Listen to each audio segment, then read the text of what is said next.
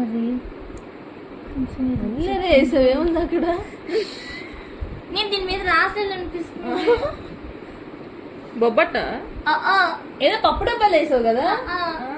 తినేదంటే పప్పు డబ్బా ఇందాక అది డబ్బా కాదు.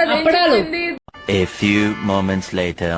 ఇది ఒకటి ఇదొకటి మధ్యలో స్టఫ్ మాత్రం జనరల్ నాలెడ్జ్ లేకుండా జాబ్స్ ఎలా చేస్తున్నారా మీరు? పెడతారు. బర్గర్ ఏంటిది? Bun bun bun Bunny Bunny